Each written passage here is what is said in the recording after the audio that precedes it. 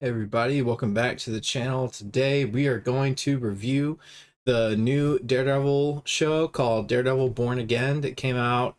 The last episode came out a couple weeks ago, maybe a week and a half ago. So I had a little bit of time to think about how I feel about the show. And as you can see, not only Daredevil is up here, Punisher's up here, because in my opinion, I think Punisher definitely saved the show. I think if he didn't show up, then in his place, Daredevil would have had to suit up sooner so we can get some of that more superhero stuff going on. So I think Punisher really saved it towards the end there. And also his quick little appearance in episode 4.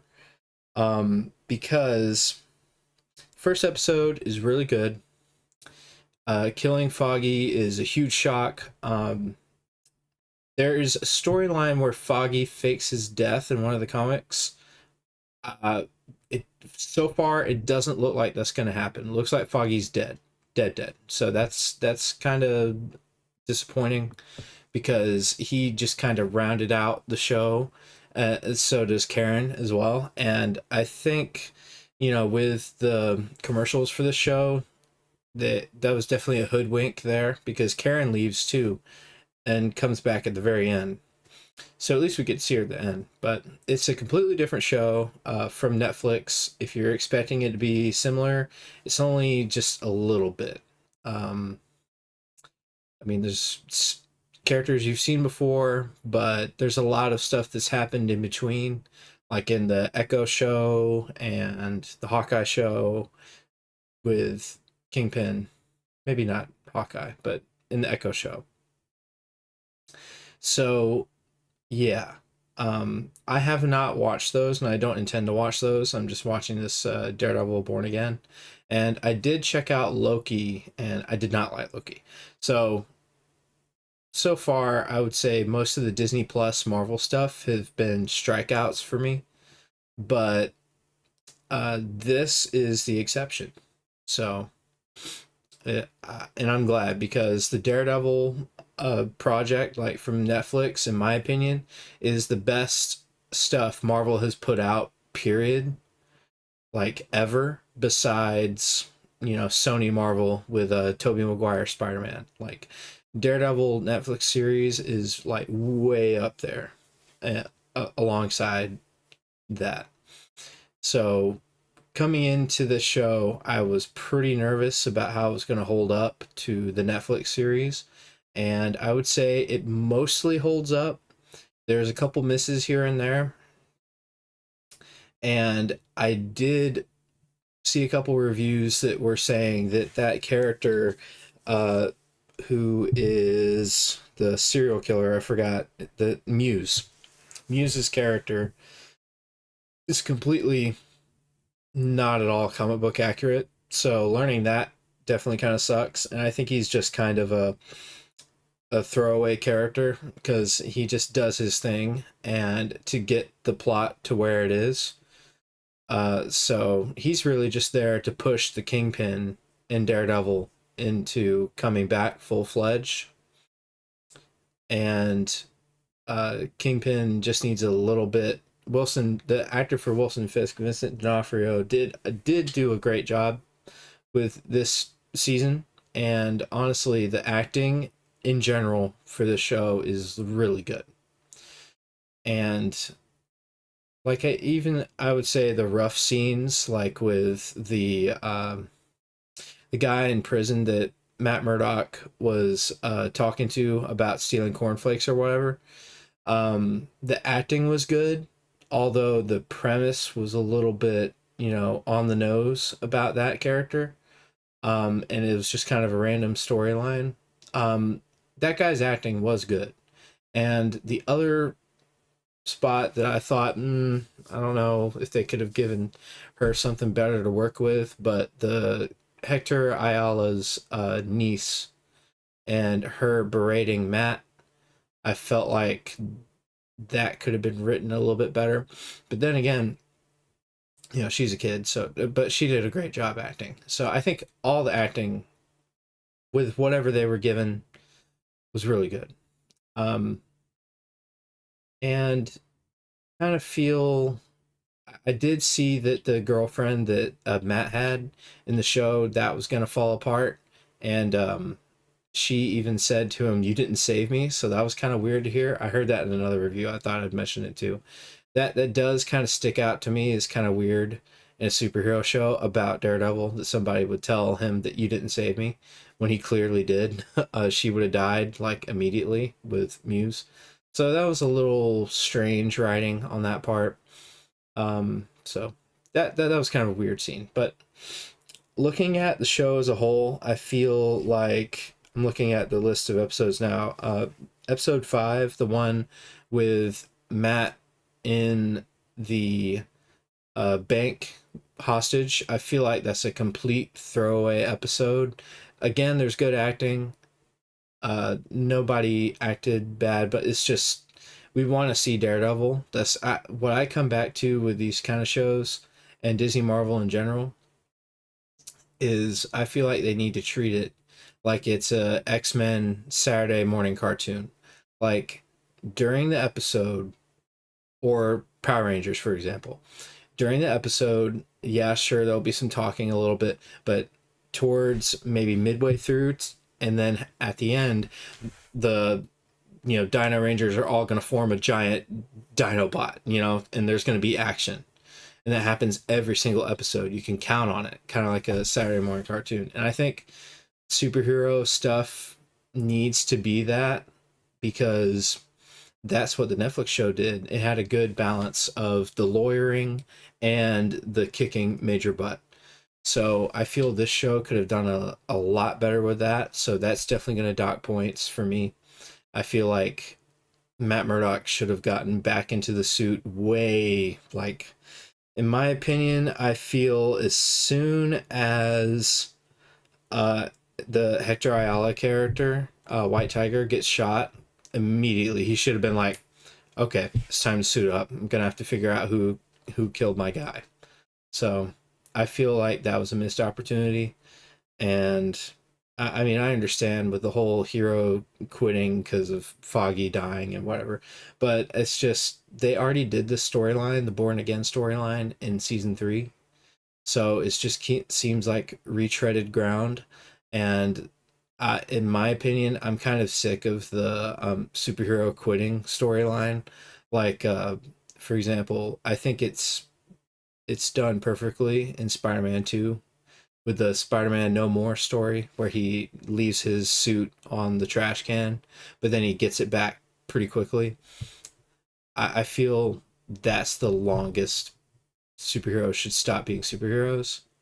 And it's just the whole quitting thing. And then it happened in Batman, the third Christian Bale Batman. I'm over it. And it happened in Andrew Garfield's Spider-Man movie, the second one, which I don't recommend seeing.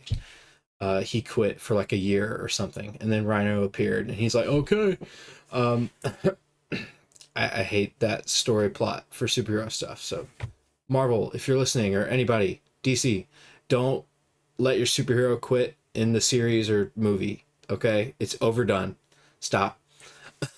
There's more interesting stories you can tell, and we're here to see them in the suit fighting. And I understand. I think the actor didn't like wearing the suit at one point. I'm sure that's changed. I bet he does. But like you're an actor and you signed on for this role. And again, I think he's cool with this, but I'm talking about in general with all actors. They should be happy to have this opportunity to put on a goofy super suit and run around.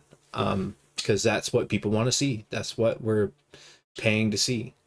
And I think that needs to happen more in Disney Marvel shows, like, and in all superhero shows. Like when we say comic book accurate, sure, it doesn't have to follow every single line of the comic book, but we just want it to look and feel like the comic books. And you can do that in live action. Like you just can't. So that was a little side bit there, but I feel that the story overall with Kingpin becoming mayor and Matt kind of trying to hide from his demons and just remove Daredevil from his personality, I think that all was handled well, even though I didn't like Matt Murdock not being suited up for a long time. That sucked. But the storytelling was very good in this show. And that's when the Punisher came in a couple times. One time in the fourth episode, and then I think one last time in the last episode. And he just basically saved the show. So I'm looking forward to whatever they do with Punisher next. And I think it's a special. And I think John Bernthal is involved in the writing, and he was involved in the writing for this show. So that is good news. He has like invested interest in the character. So that is always good to hear. And that's another gateway to make sure whatever we're going to see is going to end up being good. So props to John Bernthal for that. And looking to the next season, I was kind of hoping at the end there, he said to Karen, or Karen said to him, we need to build an army because Kingpin is taking over the city, and that's going to lead into season 2, which they've already shot. Apparently, there was a little tinge of a Spider-Man theme that kicked in at the end there when he walked into the Josie's bar with all those people, stragglers that were going to help him fight Kingpin. So that's what I wanted to see when Daredevil said, I'm going to go and make an army. I wanted to see Jessica Jones, Luke Cage, Danny Rand Iron Fist, and Spider-Man in the bar. And Daredevil walking up and like, I don't know, just like, let's kick some ass or something like that. That would have been amazing. And I don't see why they couldn't have done it unless, I guess with Spider-Man, you could have an issue with Sony not wanting to play ball. But I think Sony would mess with that. I don't know. But yeah, I feel like that should have happened. We'll see if that does happen, because apparently his theme was going on in the background, so maybe that's a hint. Oh, and Moon Knight. Don't forget Moon Knight. Moon Knight's supposed to be a street level character, so I would have liked to see Moon Knight in there. Yeah, so I'd say the show is pretty good. So my final review for it, I feel like season 3 of Daredevil was maybe like an 8.5 out of 10. Season 2 of Daredevil on Netflix was like a 9.5 because he was in the suit most of the time. And season 1 Daredevil is like, man, it's close. I'm gonna say Daredevil season 1 is like a 9.6. I'm not giving it a 10 because he only wore the suit at the very end. So he just had that black mask thing going on, which was still cool. But, you know, at least he got the costume at the end. So, yeah. So what would I give this show based off of those ratings? I feel it's got good acting. The lawyer scenes were not annoying. They were all right. And we did get some good Daredevil action towards the end. Not enough, though. We got some good Punisher action, though. But it was only towards the end. So those are a couple minuses. So I am going to give this... going to give it kind of a passing grade. I'm going to give it a 7 out of 10. There's a lot of good elements that make it not a 6 out of 10. And I feel that a 7 out of 10 is fair. Because it's just kind of middle of the road. It's good. Passing grade. 65 would be a really bad passing grade, I believe. 70 is like, alright. So, 7 out of 10. Let me know what you guys think of this show.